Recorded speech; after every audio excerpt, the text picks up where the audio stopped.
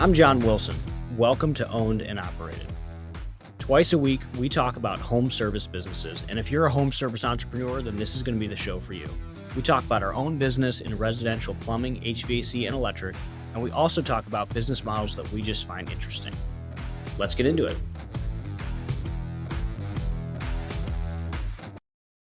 If you like what we talk about on our social media, on Twitter, on this podcast, then you should be signed up for our newsletter. Go to ownedandoperated.com, where every Friday we break down our business, we break down insights, things we're learning, things we're working on, and it's good stuff. Check it out, ownedandoperated.com. Today on Owned and Operated, Jack and I talk about preparing for weather. So we are weather-enhanced businesses in plumbing, HVAC, and electric. And next week, for both of us, we have some pretty hardcore winter weather coming in. We've got some negatives for 4 or 5 days in a row and some crazy wind. And that really impacts how we think about scheduling, capacity, and being able to serve our customers. So we break it down here. Thanks for tuning in. Welcome back to Owned and Operated. Hey, what's going on, man? Dude, I'm ready. I'm ready for it. I'm sitting here cozy. It's a Friday night, the 12th of January. And outside, we have 50-mile-an-hour winds. Yay. Freezing temperatures coming in. Yeah. And like crazy weather. So it started really raining. And then when I left the office, it was a wild snowstorm. So that it went from raining to like all of that rain turned into snow in the span of like 4 or 5 minutes, which was just crazy to watch. Big, thick flakes, white out. And then the roads have like 2 inches of slush, which I assume over the weekend is just going to be pure ice rink. Ice. Yeah. Beef. We get it starting Monday, so it must be moving down. It's hit you guys, and then we're like a day and a half away from it. Yeah. But it rained pretty hard here, and then we're supposed to get 7 inches of snow on Monday, which for Nashville is wild. Like, we just don't see that. Yeah, that's going to be fun. I'm excited. I love snow. Yeah, man. Before we dive into this episode, we're going to talk about the workshop that we've been working on, which has been pretty cool. So we have that workshop coming up March 19th through the 21st. 21st, yeah. Up in Northeast Ohio at my location. It's going to be a lot of fun. What's been really cool so far, like talking to people, I think there's 17 people signed up as of today, which is like, I think a good group for something that we were just like randomly like, hey, let's do this. I'm so excited. It's going to be cool. A lot of different business types. So we've got some B2B, we've got some B2C, some plumbing and HVAC, and some, I think there's some roofing. There's a few business types, but a lot of the stuff that we're going to be talking about is basically the same. Like, how do you build field team leaders? How do you hire salespeople? How do you get leads? There's going to be difference, obviously, between businesses and homeowners, but it's going to be good content. So, yeah, I'm starting to get pumped. We're starting to, like, work through curriculum and design the event. Yeah. I have a question for you about that. So this is a loaded question, but I was talking to somebody today who's in the process of buying a home service business, and they were thinking about coming. And I said, it behoove you to hit the ground running with a lot of these topics and behind the scene knowledge, but they were worried that it's too soon. What's your feeling on that? I could go either way. I think if it were me, so like the danger is that you can't contain yourself and you change too much too soon. So like, how it should be because you attend this awesome workshop that tells you exactly what you should do. So you know how it should be. So then you get into a place where it's likely not that way and you get tempted to change. So that's the danger. The positive side is that business probably needs a pretty good kick in the teeth. Like I think I've shared in this show before, buying it, I don't think, and I'm open to being wrong or disproven or whatever, but I don't think you can buy a trades business and do no harm for the average human. So if somebody bought us tomorrow, they should walk into that with a do no harm philosophy. We've got a lot of stuff going on. It's 140 people. People understand their roles, and it's working. Like, that's not something you're going to go in and make a big mess out of. If you buy a sub $5 million shop, you already assume it's a mess. Nobody has any actual idea what they're doing. They don't have any professionalized lead flow. The managers are like probably doing like a quarter of what they're supposed to be doing. You sort of have to make a mess. Eventually, Yes, there's a don't change too much too fast facet. It mainly revolves around employees. But at the end of the day, I don't think it still changes what you need to know in the long run. Like we knew we needed a comfort advisor system versus a sales tech model. We didn't do that for 3-4 months, but well, actually we didn't do that for probably a year, almost a year. But we still did it in the long run because we knew that's the correct thing to do because I'm involved in this on the daily. And so I told this individual, I said, honestly, as long as you go into that knowing it, that don't go in there and just destroy the whole company because you'll lose all your employees, and you'll keep the culture, feel it out, and then start implementing the easiest parts and get the ball rolling. But I still think it's a good value to have that. I think so too. I think like when you're buying these small businesses, what's the quick win? What's the thing that you can do that's not going to cause a massive cultural disruption, but can drive growth in the business quickly? Maybe that's like lead flow. You're not going to disrupt anybody's life knowing how to drive more lead flow. You're not going to disrupt anybody's life learning how to book phone calls better. Maybe you get a little bit of information on how to work better with your service managers. That'll disrupt a little bit. I think just like anything, come with questions, or ideally come with one question, but like 1 to 3, like what's the big problem in my business? How do I solve it? And you can do that. Like if the big problem is I'm new to this business and I just need a kind of a rough roadmap for the next 12 months, this could be that. That's going to be the big part. And then I know we're going to touch on acquisitions and tuck-ins and add-ons and all this kind of stuff as well.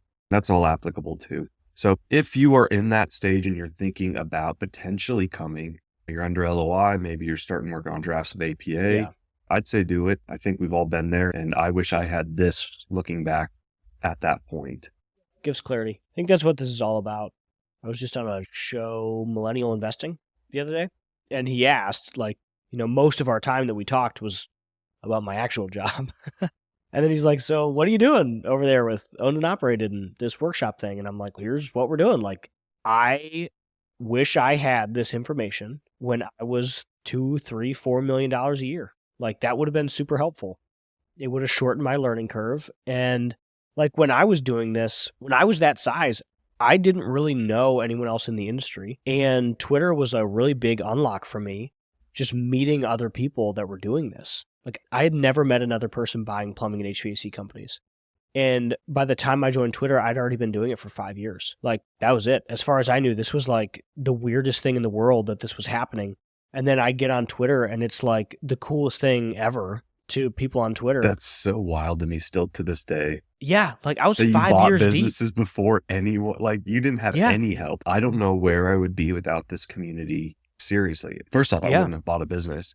Second off, like everything, all my playbooks, every single one of my playbooks for purchasing businesses and running businesses comes from Twitter. That's who I surround myself with. I posted a couple of days ago about how great Rand was. Shout out to Rand for helping me out with just like, we understand that you don't have those people surrounding you to talk to. Yeah. And so this is a good unlock to really get face-to-face time with people. Yeah. And also see John's shop, which I'm super excited for. It should be fun. I'm so excited for your shop. The timing is intentional, right? So by the time we get to it, like VMI will be done, fully implemented, done. It's about a 4-month process. VMI, for anyone listening, is vendor managed inventory. So So we got large enough that a wholesaler partnered with us basically and launched a branch inside the back of our building. So a shop inside a shop. A shop inside a shop, of which we are the only customer. Yeah. I love that so much. They're awesome. Like they've been a really awesome partner in this. It's exciting for both of us. Sweet, man. Yeah. March 19th to the 21st. Yeah. Hope to see Check you guys out there. ownedandoperated.com for more dates. Feel free to DM me on Twitter too. Hey, this episode is sponsored by Service Scalers. So Service Scalers is actually a brand that I've used personally with our companies for a little bit over a year now. They've helped us manage our digital advertising. Frankly, they did a lot better than our last agency. Leads went through the roof and cost per click went way down. Check out Service Scalers if you're a plumbing, HVAC, or electrical home service company. That's what they knock out of the park, and they did a great job for me. Circling back to the weather, I know this is my second winter. We have done newbie second HVAC winter. Last year we had a -7 Yeah. and we had over 250 calls in 3 hours, which is, Nice. I know that's for you, that's like a 6-hour window, but for us, it was more calls than like 3 or 4 months back then. We were doing 800,000 a year. Like, That's huge volume. it was unmanageable volume. Like, we just stopped answering the phones. Our schedule was booked. And so this year we were going into it with some SOPs, and we're trying to prepare. I don't know how well we're going to do. Yeah. We'll see. But Yeah. I'm curious as to what is preparing for a big storm like this look Yeah. like for you. So I cracked a joke earlier today because this is a perfect blend of everything that we like. It's cold, it's Mhm. wet, it's windy. So like that's all 5 of my trades. Cold, wet, and windy. That's my type of day. So cold's obviously going to hit HVAC, wet's going to hit plumbing, drains, remediation, and windy's going to help with power. Yeah. We're impacted on all 5 fronts over the next 7 days. Obviously, it impacts us in a number of ways. On-call is one of them. hmm Namely, we don't have an on-call. So how do we think about the 55-mile-an-hour wind started today at 4 p.m. So on-call, how do we think about schedule as we prepare for sort of an onslaught of weather? How do we think about lead flow? And How'd you prepare for that too? Right? Because Yeah. you have this week that you probably been preparing to knock out like a lot of these. For at least for us, like we Yeah. had customers sitting. Like, maybe we can push them a little bit. We can push them a little bit. Like they were waiting on a board install. Yeah. You can't wait on a board install anymore, right? Yeah. No electric heat's not going to cut it.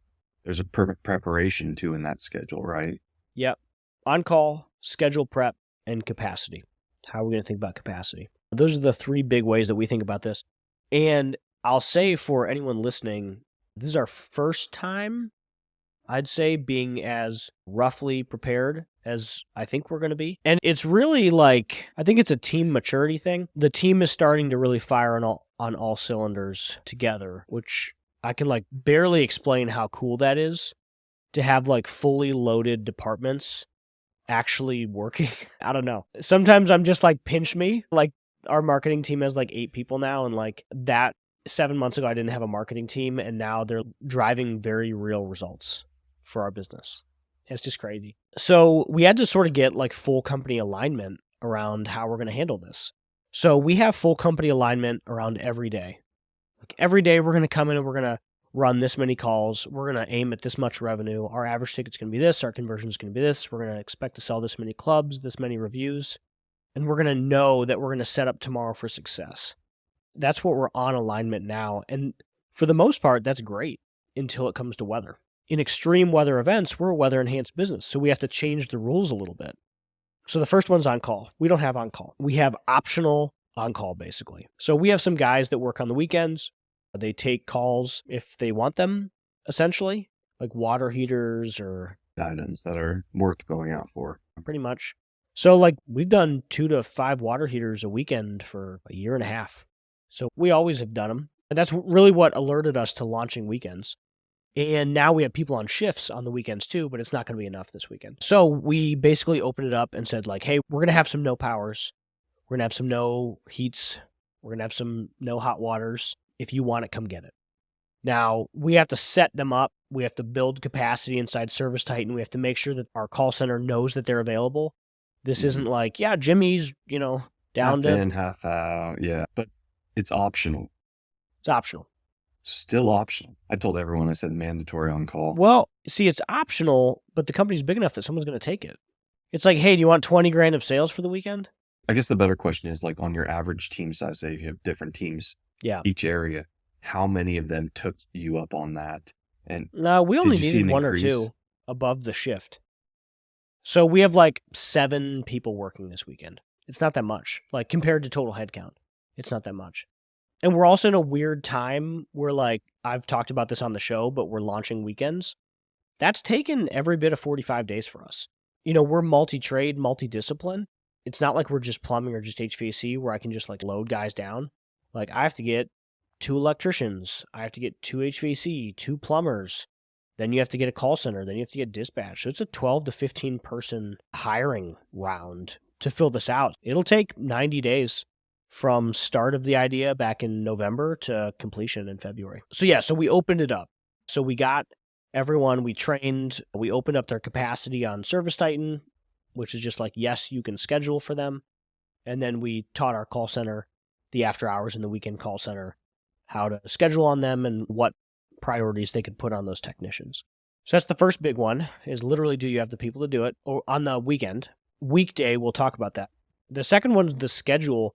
We had to get a little bit more choosy about the schedule. So we have a tool that we use called the 3-day call board. Have we ever talked about this? Yeah. Yeah. It's not very complicated, but it did change our business for the better in September when we first started using the 3-day call board. So we didn't make it up. It's from a group that we're a part of called Nexstar. And the 3-day call board is, before you leave, at the end of every day, tomorrow has to have 3 calls on every tech. The next day has to have 2, and the following day has to have 1. And the idea is that you take full accountability and ownership over your team's schedule being full, which was something that I think most businesses don't do. I know that we didn't. We didn't right? as well until we started doing it. It's a game changer. Yeah. And just like anything else that I've implemented over the past year, because we put in some real, like, stuff that I wish we knew at 5 million, but instead we're figuring out at 25 million. I feel sincerely bad for everyone that we compete against, because we are figuring out like building block 101 stuff, and we're already bigger than all of them. I don't know. It's going to be really entertaining. But 3-day call board's a big deal. Now we have to think about, okay, instead of the expected, let's say 800 total calls, so maybe like 400 inbounds or 500, whatever it's going to be for Monday, it's going to be 5 degrees. So we should expect 1,000 inbounds, which our call center does have the capacity to handle. We could probably handle up to 1,400 or something a day. That would be a lot. That would, like, full tilt. Maximum, yeah. Yeah, you're talking on the toilet type of, environment. Most days between inbounds and outbounds, 800 to 900 is sort of where we fall. So we could bounce up 50%. But we have to think about how we're going to think about 3-day call board, because we know that those calls are going to come in, and we don't want to have to reschedule too much. Typically, on a day-to-day basis, we want to schedule 110% of capacity, because we know that we're going to have some cancellations. So we always overbook intentionally. It's a big part of the dispatching process. We should touch on that in a different episode, because that's interesting. We're just starting to run into that messing with our business. And I know this is the side note. Yeah, it's a look, huge one. We run 140 opportunities a day. 20 cancellations a day is very normal for us. 14, 15%. Wow. Yeah. See, we're just starting to, like, the problem's just starting. I can feel the wheels turning behind it. Like, we get maybe 3. Yeah. So you got to think of it as a percent. Yeah. Which, I mean, 3 on 3 techs at 5. So 3 on 20 calls a day. 15%. 15%. Yeah. There you go. Yeah. Give or take. So 10 to 15%, I think, is pretty normal. Cancellations could be anything. Like, hey, I got sick. Hey, I had to go to work. Hey, whatever. Or like, I found somebody else to do it faster. So there's any number of reasons. When the number gets bigger, it does get harder to refill that. So let me ask you a question about the 3-day call board, especially in this scenario, right? So you're going to have an increase in calls. Yeah. Right. Your capacity will be capped at some point. Yeah. At any point, do you triage those calls, or does your inbound team, your call center, triage any of those calls coming in to kick them down? Do they qualify them in any way, shape, or form? What does that look like? Or are they just kind of saying no heat and then? It's by priority. Next week, we're not going to run very much besides P1s and P2s. Yeah. We're not going to come out and do P4s. So if a P4 comes in, we'll shove it out into the following week. Do you guys have an issue with, so especially in that -degree temperature, I don't know with the changing landscape of today's society, we get a lot of more heat pumps are showing up. And anybody in HVAC knows once you drop below like 20 degrees, heat pumps just don't work. We last year got a ton of heat pump calls where we show up. And I mean, we had like I said, maybe 12 call capacity. And then we'd say, hey, it's a heat pump. And then you're on to the next one. Do they try to filter any of those out? Do they have like a temperature set point? Unless your house is under 62 degrees, we're not coming out type of deal. Is there anything like that or system in place? We don't currently. We don't. So like our HVAC team, we have the capacity every day for 28 opportunities in service. So what's that? 140, 138 throughout the course of a week. So what we're going to do is we're going to bump that up. I think we're going to go up to 40 a day because we'll fill it. So every tech's going to take an additional 2. And so we're just going to expect to have capacity. Okay.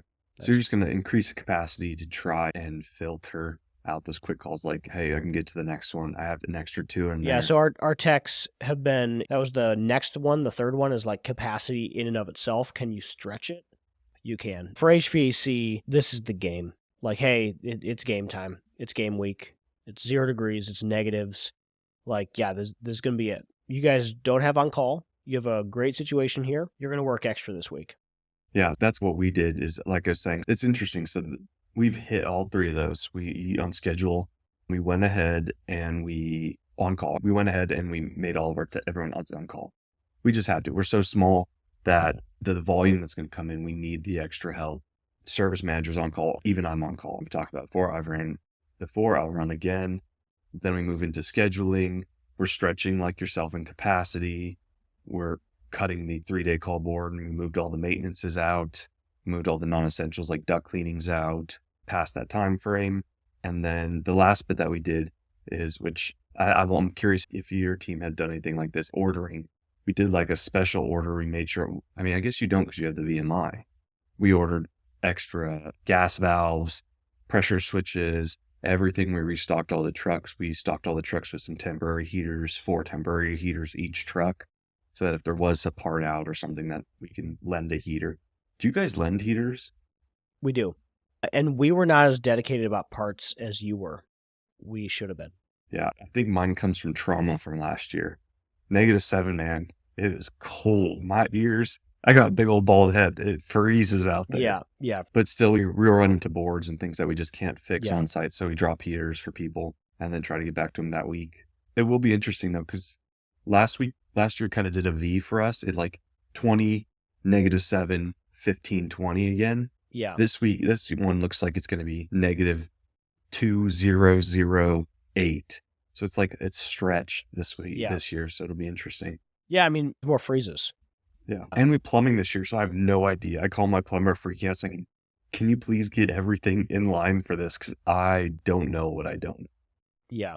It's a lot of frozen pipes. It's a lot of water heaters. Yeah. So just like pilots go out on these 20-year-old water heaters with high winds. So you're going to see a ton of it.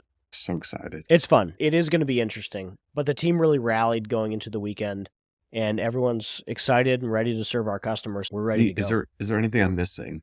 Any systems I can put into place or anything? I mean, call center. Like, how do you literally handle more calls? Like, that's going to be the big one.